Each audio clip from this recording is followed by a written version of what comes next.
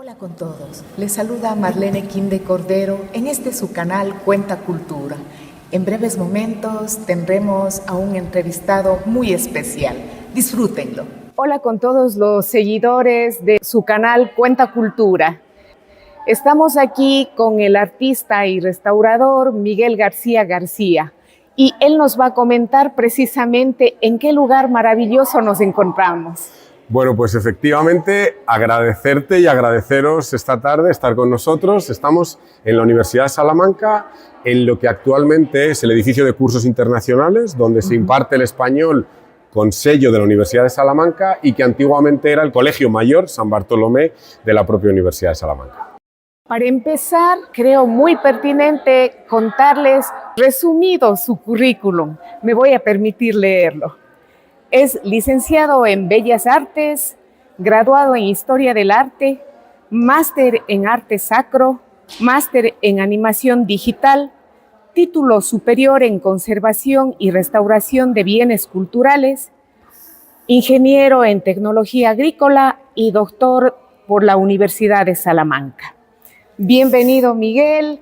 Bueno, espero haber presentado un poquito de tu trayectoria. Pues nada, muchas gracias Marlene, y de lo que se trata, un poco el resumen de mi currículum es de una persona que tenía inquietudes artísticas, que comenzó estudiando y luego siendo ingeniero técnico agrícola y que posteriormente me especialicé en las distintas disciplinas del arte para poder desarrollar mi actividad profesional en ese campo específico que sería, diríamos, las artes aplicadas y más específicamente en restauración de bienes culturales y en pintura de vítores. Miguel, cuéntanos, ¿y a ti te pasó tal vez como suele pasarnos a los que queremos estudiar artes, que decían de qué vas a vivir? Tal vez ocurrió Sí, eso. Totalmente. De hecho, recupero otra vez esa pincelada de mi currículum. Mis padres no me dejaron empezar con una carrera de artes porque decían que, claro, que realmente no tenía ningún futuro. Entonces, que el futuro estaba en una carrera científica y específicamente, pues bueno, digamos que había un abanico amplio de carreras científicas. Yo, de hecho, hice ciencias puras en el colegio. Yeah. Y es verdad que como yo también tengo relación con el campo, mis padres nacieron en un pueblito a 20 kilómetros de Salamanca que se llama Villanueva de los Pavones, y yo de pequeñajo también araba y cultivaba las tierras. Entonces, digamos que intenté como decir, bueno, si el menor mal sería estudiar una carrera de ciencias asimilando que sea el campo de por medio, ¿no? Y entonces yo empecé esa parte, pero al final el trato al que llegué con mis padres es que después de comenzar esos estudios o de terminarlos, podría hacer lo que quisiera. Y entonces, claro, eso fue como un poco el negocio para luego poderme dedicar a estudiar pues ese campo de las artes que, como tú bien dices, mi preocupación no era solo estudiar artes, sino era vivir de las artes, ¿no? Entonces, para mí pues eran inspiración muchas figuras, sobre todo en el campo de la pintura, pues por ejemplo Rubens, Picasso, digamos así, a grosso modo, mis grandes referencias de genios del arte que han triunfado en vida. Es decir, que no como Van Gogh, que murieron pobres y casi en una habitación solos, pero bueno, esa un poco era mi preocupación y bueno, pues en estos momentos sí puedo decir que vivo del arte. Siempre se puede mejorar, pero vivo del arte. Excelente. Miguel, a propósito de este mundo del arte, tú eres un pintor de vítores, pero eres muy original, le das ese toque artístico. Cuéntanos un poquito qué son los vítores, una pequeña historia y cómo es que tú los procesas. Bueno, pues sí, todo lo que cuentas, primero te digo que para mí es un orgullo ser salmantino y poder pintar algo que es de mi propia tierra, pues diríamos que sería que empiezo como a ser, cuando dicen eres profeta en tu tierra, pues yo quiero decir que al final es un poco el implicarte con la historia de tu propia ciudad. Entonces, en ese sentido para mí es doblemente satisfactorio por hacer una actividad artística, pero también implicada a la historia que ya viene del pasado y que continúa en el presente como tal, ¿no? Entonces, vítores tenemos dos definiciones, que sería La primera está asociada al pasado, diríamos desde el siglo XV, desde el siglo XVI. Esos vítores que están pintados actualmente, sobre todo en el casco histórico, en frente del edificio histórico, incluso en la Universidad Pontificia. En la Gran Vía también hay algunos. Sí, pero esos son modernos. Esos no serían, digamos, de la primera definición. Entonces, la primera definición, lo que nos ha trasladado la historia es que eran, diríamos, una forma de glorificar a aquellos profesores que obtenían la cátedra de la Universidad de Salamanca. Entonces, esos seguidores, que bien podrían ser los alumnos que estaban en un colegio mayor como este, es decir, sería como un, diríamos, hoy lo entenderíamos como un núcleo de poder o un núcleo de seguidores fieles a sería un político, en ese caso igual, a un catedrático de la propia Universidad de Salamanca. Claro. Entonces, el obtener esa cátedra era un signo de triunfo, de éxito. Entonces, esos fieles o esos seguidores lo que hacían era no solo pintarle el vítor, sino hacerle una fiesta.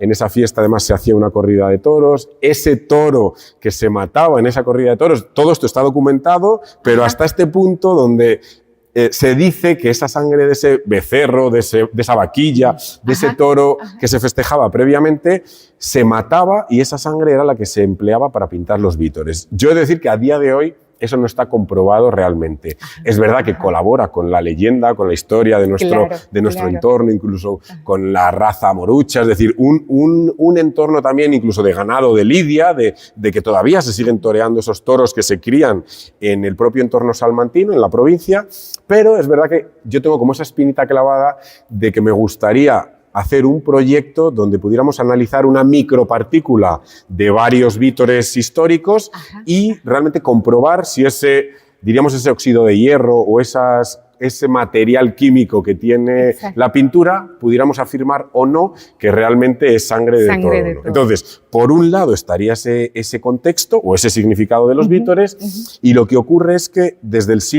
finales del siglo XVIII se prohíbe pintar vítores porque eso que te he contado, esa fiesta, esa vaquilla, ese beber, ese festejar, conllevaba que en muchas ocasiones moría gente, es decir, se peleaban y moría gente. Entonces, el gobierno de la ciudad lo que decide es prohibir esas fiestas y, por lo tanto, prohibir la pintura de vítores. Entonces, en Salamanca no se vuelve a pintar vítores hasta el siglo XX. Entonces, en el siglo XX, años 50 aproximadamente, creo que es en los años 53 más o menos, el rector Tobar de la propia Universidad de Salamanca decide recuperar esa tradición, pero con otro contexto, que es el de que ¿quién puede pintar esos vítores en las paredes de la universidad? Serían los que obtienen el doctorado en la propia universidad, en las distintas disciplinas, y luego lo que también vemos, otra variante de ese vítor serían los vítores honoríficos, que sería ese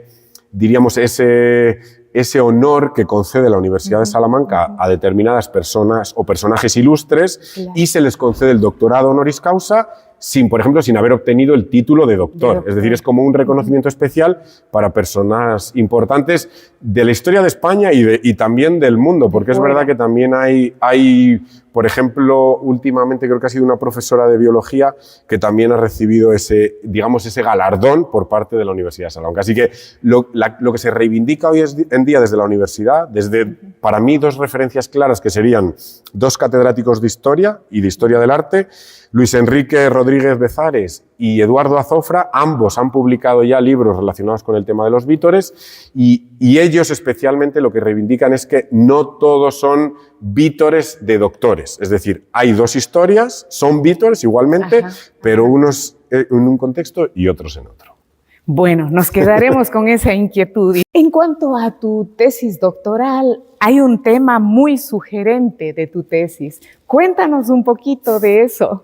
Bueno, pues sí, también es algo contradictorio, porque si yo al final me dedico a restaurar obras de arte, pero mi tema de tesis doctoral es el graffiti, arte urbano, vandalismo en la ciudad de Salamanca, es como decir, por un lado te dedicas a restaurar obras de arte, pero por otro lado a estudiar un poco el deterioro del patrimonio, ¿no? Porque al final esos grafitis los encontramos en cierta manera en distintos contextos de de la ciudad, en puertas de garaje, incluso en muros abandonados, pero también es cierto que en muchas ocasiones se encuentran de forma vandálica en, pues eso, en iglesias, en la Catedral de Salamanca.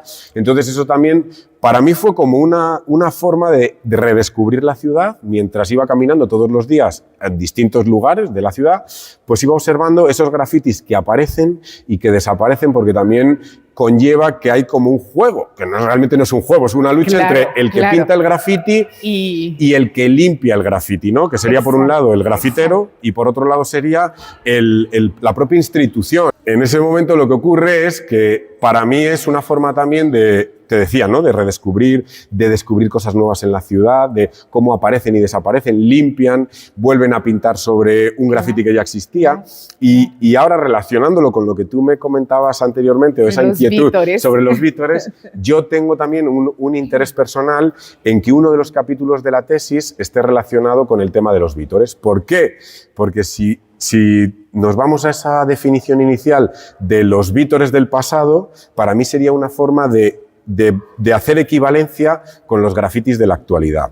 Si tenemos en cuenta las referencias de algunos, diríamos, grafiteros o escritores del grafiti, lo que tienen en cuenta ellos por definición es que ellos son grafiteros solamente, digamos, como contexto inicial, si es no autorizado. Es decir, si esa firma o esa grafía que ellos ponen en los muros de la ciudad es no autorizada. Luego, obviamente, va más allá, que pinten en un tren, que pinten en una puerta de un garaje, etcétera, etcétera. Pero si por definición es algo que no está autorizado, esa primera definición que dábamos de los vítores nos sirve para decir que esos vítores que no estaban autorizados realmente los hacían los seguidores de forma espontánea para hacer alarde o glorificación de esos profesores que, digamos, que eran candidatos para esa cátedra en la propia universidad. Entonces, cuesta como creer que decir que un vítor, que es algo como tan honorable, tan bonito, tan vinculado a la academia, a los estudios, al doctorado, pues que yo lo compare con algo que es vandalismo, que incluso implica multas, que si la policía te pilla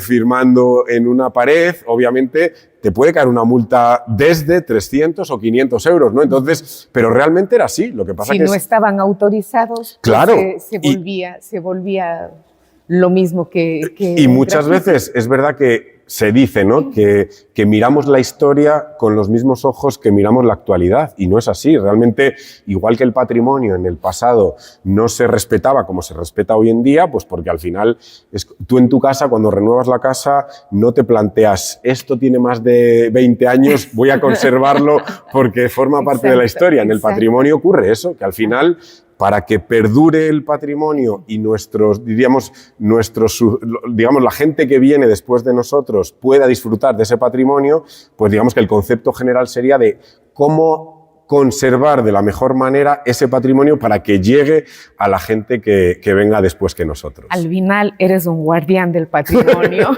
Me alegra, me gusta esa definición. Sí. Miguel, como eres un artista multifacético, también quisiera que nos compartas esta experiencia de hacer el montaje de la obra de Ana Mendieta, que cuando me comentaste, bueno, yo alucinaba. Sí. Cuéntanos, para que nuestros oyentes también lo disfruten, ¿cómo es ese proceso entre telones, no? Porque ya nosotros por lo general llegamos al museo a disfrutar de la obra ya montada, pero tú estuviste detrás. ¿Cómo es ese proceso? Bueno, pues fíjate que, claro, yo te contaba realmente la parte técnica, es decir, eso que para mí era, hasta aquel momento, es verdad que alguien que tiene un poco la formación en conservación y restauración de bienes culturales, lo que ocurre es que no solo se dedica a restaurar obras de arte, también tienes un criterio, pues, para transportar obras de arte, para colocar obras de arte, para, pues eso, hacerle ese anclaje que necesitan para ser ubicadas en última instancia en esa exposición,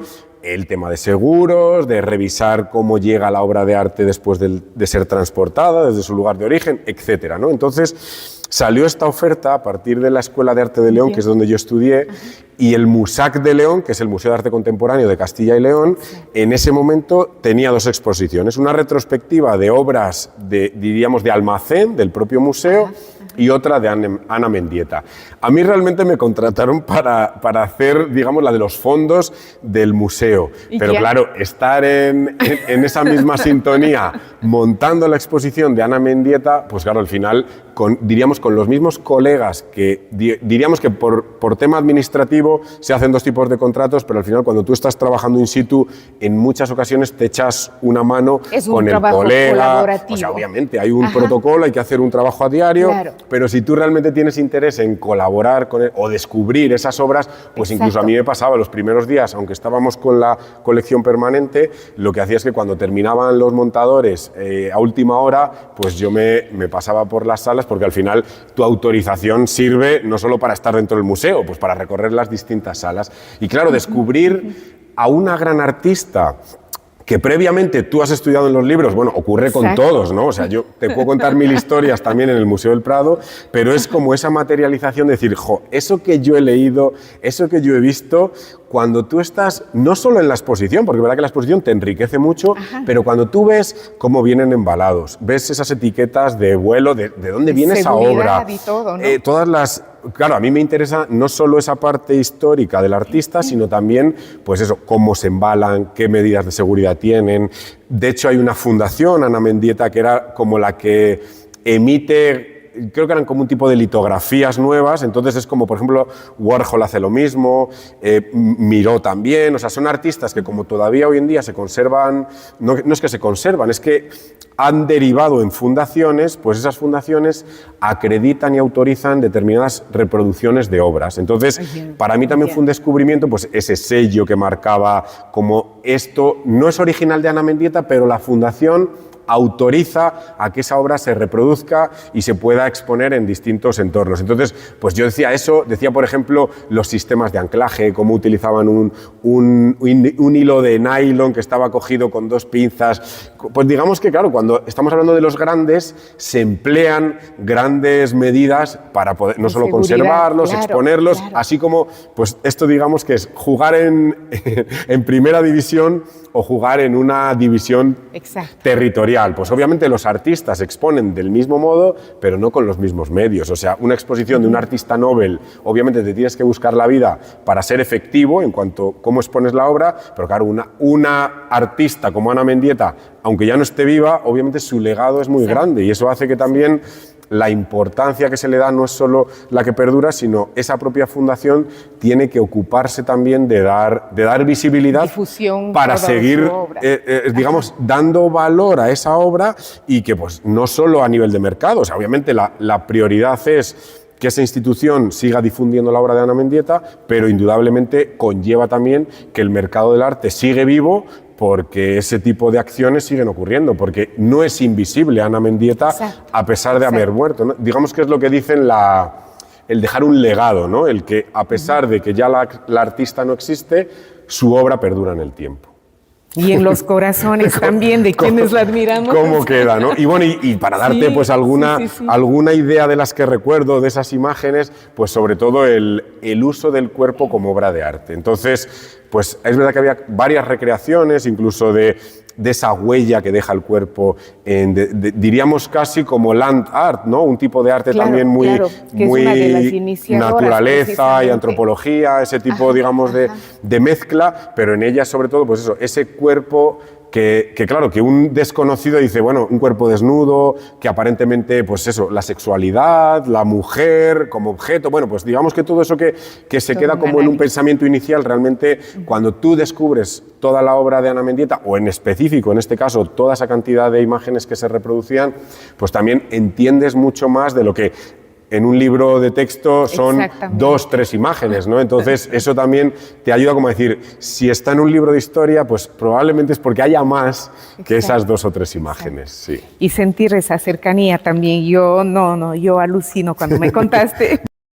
Y entre las actividades de restauración, estuviste en el Museo del Prado, también entre los grandes. Cuéntanos eso. Claro, pues obviamente para mí, yo siempre digo que dentro de mi campo, de la restauración, el haber estado en el Museo del Prado ha sido estar en el top, decíamos antes en primera, en la liga, pero vamos, por encima, por supuesto, de la National Gallery, me da igual Londres que Estados Unidos, del Guggenheim, es decir, de grandes museos que de verdad que cómo está organizado por dentro, cómo la cantidad de cosas que ocurren en un museo como el Museo del Prado, para que todo ya no recuerdo a qué hora era, pero a las 10 de la mañana, cuando se abrían las puertas, esté todo listo para que todo esté apto para ese turista, pues yo estuve 3 meses, pero en esos 3 meses creo que nunca he tenido una actividad tan, digamos, tenía la agenda completa. O sea, yo estaba trabajando, pero salía, comía en el Museo del Prado, salía como a las 5 y media de la tarde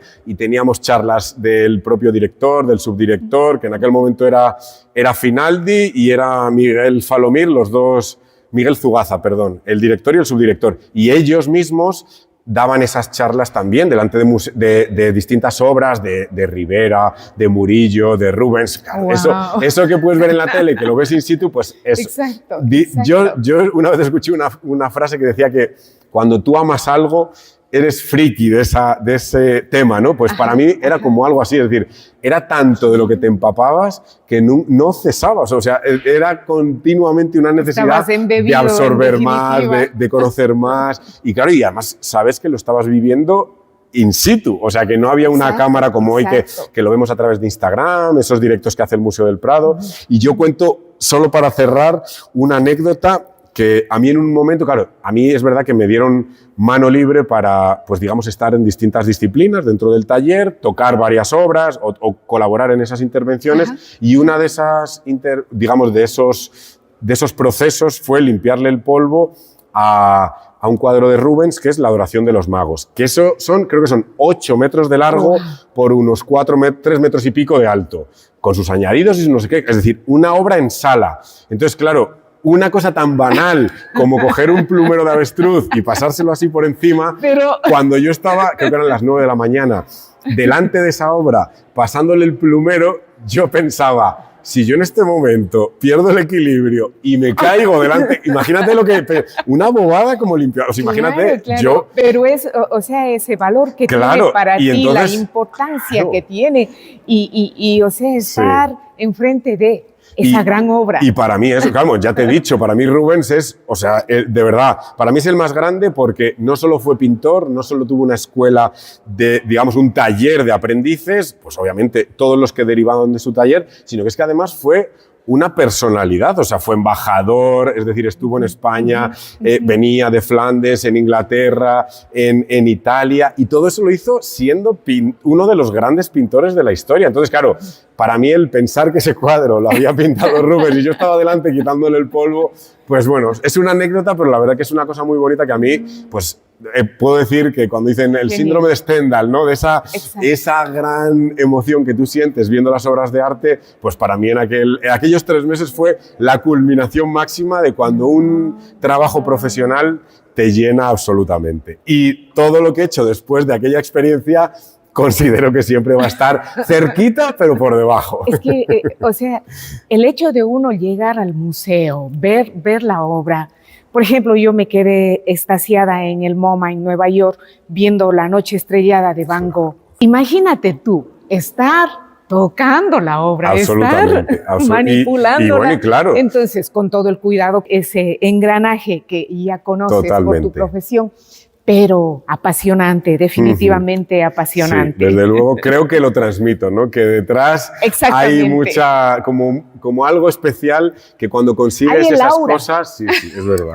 Y de hecho yo hoy en día todavía conservo mi entrada gratuita al Museo del Prado por esa experiencia que yo viví en el taller. Es vitalicia. Bueno, mientras la gente con la que yo trabajé, espero que sí. Tendré que trabajar diríamos, la herencia de cómo unos profesionales derivan en otros, pero sí, el jefe del taller es el que a mí me autoriza, pues también un poco como deferencia por haber estado también trabajando esos... claro, para mí es un orgullo. Es que yo me permito decir, Miguel, aparte de tu profesionalismo, el carisma que tienes, o sea, eso complementa a cualquier persona. Sí, sí. Definitivamente. Yo también creo que se contagia. Entonces, cuando tú realmente haces las cosas con pasión y se nota que te gustan y entonces cuentas las cosas de una forma que no es un libro. Entonces, cuando tú lees un libro, es verdad que muchas veces tú lo interpretas de una manera específica, pero cuando lo cuentas realmente se nota que hay una emoción detrás. Es que nos haces vivir esos instantes.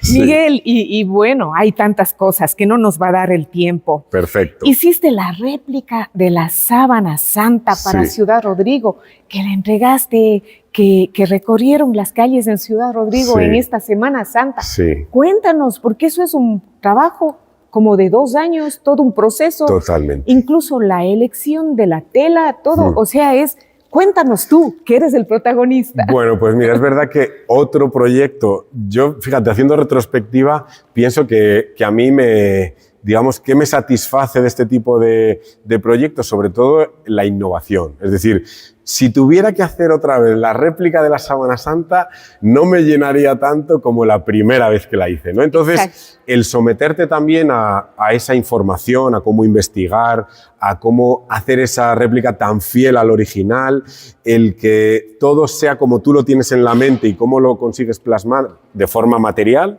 pues claro, para mí lo primero, el reto, era ver la Sábana Santa original. Por circunstancias personales no pudo ser, pero es verdad que agradecí el poder conseguir una fotografía en alta resolución, donde yo podía ver las medidas, incluso esa calidad, ese tono también que tenía la tela.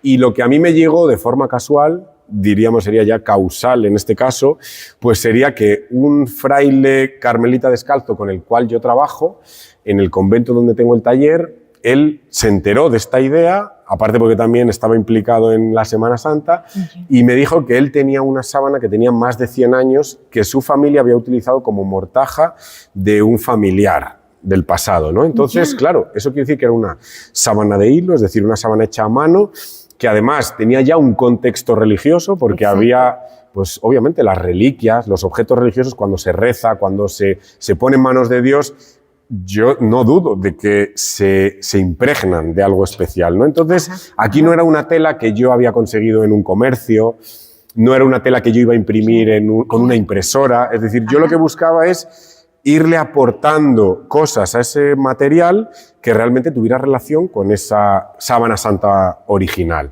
Entonces, yo ya tenía la tela, era una tela cuadrada que casualmente, cuando yo la dividía a la mitad, tenía esa medida exacta, dice, ¿no? De tener un anverso y un reverso. El cuerpo de Cristo, diríamos que estaría en esa parte del reverso, donde se apoya, y la parte, diríamos, que continúa, sería la que le cubría por esa parte superior, ¿no? Por el anverso del cuerpo. Entonces, pues ya te digo, el corte y la unión formaba exactamente, bueno, variaban 2-3 centímetros esas dimensiones, es decir, no necesité añadir nada. Entonces, luego es verdad que tenía como una inscripción que era un calado donde ponía Pedro, es decir, esa persona que había fallecido se llamaba Pedro, que consideré que al final era como lo que yo tenía que conservar de esa tela, pero que no quería tampoco aportarlo es decir, ya tenía un contexto, esa tela, pero me parecía como que no tenía sentido que el nombre de Pedro estuviera plasmado en esa réplica, ¿no? Entonces, dándole vueltas a cómo yo iba a hacer ese dibujo o esa pintura sobre la propia sábana que yo ya tenía, es decir, yo ya tenía el soporte, dándole vueltas también, y me vino la formación en conservación y restauración de bienes culturales con la especialidad de documento gráfico. Cuando tú tienes que, por ejemplo, hacer una unión de textil o de papel, normalmente lo que haces es utilizar fibras neutras, que suele ser papel japonés o un tipo de papel o de celulosa neutra, pero tú lo que haces normalmente es teñirlo con algún tipo de tinte natural. Se suelen usar, pues, por ejemplo, manzanilla, tila, café. Entonces, en mi caso, pensando en cómo esa sábana había absorbido sobre todo los fluidos de ese cuerpo, claro, que se habían plasmado, que se habían quedado como huella en la tela, pues tenía que hacerlo de una forma similar. Es decir, yo no tenía que pintar sobre esa tela, sino tenía que dibujar de esa misma forma, entendiendo ese mismo proceso. Y entonces casaron rápidamente dos ideas, que es, mi mujer es colombiana, entonces el café para ella tiene un valor muy especial. De hecho, pues cuando viaja, no tiene nada que ver con la idea que tenemos nosotros de café. Para ellos es algo muy, digamos, muy simbólico, muy como un ritual, del tinto diario, de varios tintos diarios. Entonces, también esa concentración de café a mí me servía para dibujar. Es decir, yo tenía 3 tipos de café. Café colombiano, que es un café muy líquido, café, diríamos, español, o el que conseguimos aquí en España, que sería también en su forma de hacer más denso, es decir, decir, más saturado el color, y luego diríamos un café más italiano o portugués, que es ese que ves súper denso, que te tomas en un vasito muy pequeñito, pero muy concentrado. Entonces, yo tenía ya 3 gamas de colores para plasmar esa, diríamos, esa huella en la tela. Entonces, yo trabajé de una forma como trabaja un artista, entonces puse la tela en un bastidor por delante y por detrás, y lo que hacía durante el día era pintar como si estuviera haciendo con una acuarela, es decir, con un pincel que yo cargaba con ese café, iba pintando sobre todo de claros a oscuros, para que, digamos, ese error se evitara en la medida de lo posible. Claro, pero yo casi pintaba a ciegas porque hasta que el color secaba yo no sabía cómo iba a quedar, es decir, esa concentración. Pintabas como quien dice con agua, con algo líquido, pero hasta el día siguiente que no secaba no sabías cómo iba a quedar. Entonces, bueno, pues para mí el reto realmente era que el rostro fuera lo más fiel posible al Cristo que ellos tienen en su cofradía. Es decir, ahí variamos la versión de la Sábana Santa original para que el rostro de Cristo, en vez de parecerse a la Sábana Santa de Turín, se pareciera al de esta cofradía de Ciudad Rodrigo. Entonces, previamente yo hice como un cuadrito pequeño con ese rostro de Cristo y, bueno, pues fue un poco como esa mano de cómo pintar ese rostro para que posteriormente en la sábana saliera perfecto. Y ya para concluir, pues después de entregar la sábana, lo que se hizo fue colocarla extendida en un marco y procesionarla yo creo que fue el Sábado Santo por la noche en Ciudad Rodrigo, en una forma así inclinada y, claro, alucinante. Sí. El video se lo puede ver, se lo puede ver. Es alucinante, la verdad. Es maravilloso, definitivamente. Y antes de cerrar lo de la sábana, yo vi detalles que tú decías, o sea, tenías que conseguir que no se vea la huella del pincel. Efectivamente, o sea, claro. Es un trabajo y te tomó 2 años. Eso es. Porque es un trabajo de investigación, claro. como decir, también en cuanto a la parte, yo digo, teórica y también al comportamiento de materiales. O sea, es un trabajo... Yo recopilé un montón de información, sobre todo por eso. O sea, yo no quería correr y, de hecho, a mí lo que más respeto me dio fue lo que tú dices, colocar por primera vez ese pincel que, como lo que yo te digo, o sea, era un pincel de agua. Los pinceles, diríamos, utilizados para acuarela pueden ser pinceles normales que tú mojas en esa pastilla de acuarela y luego pintas, pero hay otra modalidad de pincel que es el que tiene detrás como una cápsula. Entonces tú la llenas del material que quieras. Normalmente se rellena de agua para hacer aguadas o para difundir esos colores en la acuarela. Entonces, yo casando un poco esas ideas, dije, si yo empleo un pincel que tiene a la vez carga de café, cuando yo deposite sobre esa tela, realmente lo que va a ocurrir es que no deja huella de pincelada. O sea, es como si estuviera lloviendo sobre esa tela. Que fuesen esas los gotas. Fluidos, como tú dices. O por ejemplo, cuando yo quería simular las marcas de la sangre de la propia corona, de espinas, claro, esas que incluso en la propia Sábana Santa se aprecia como esa gota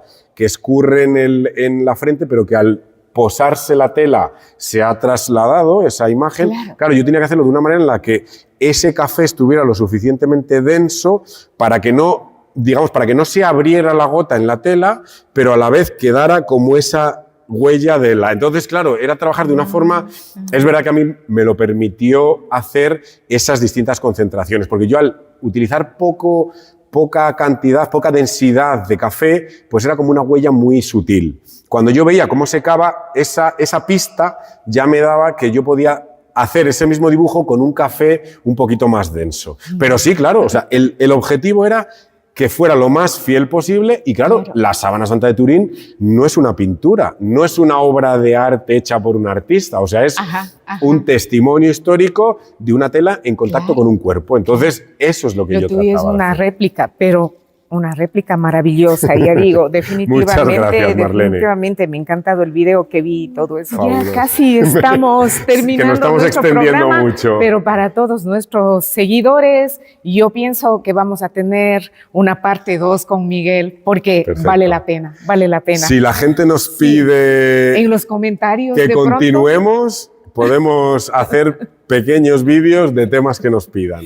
Bueno, nos despedimos de nuestros seguidores, espero que hayan disfrutado y ahora ya le conocen a Miguel García García. Bueno, pues nada, que ha sido un placer, Marlene, de verdad, sobre todo percibir tu interés también en mi trabajo, poderlo compartir también con tus seguidores y aquellos que estén interesados en que contemos más historias del arte, que nos dejen comentarios, que nos dejen preguntas en el vídeo y si hay demanda haremos una segunda edición, ¿verdad? Perfecto, de ustedes depende. Gracias y buena tarde.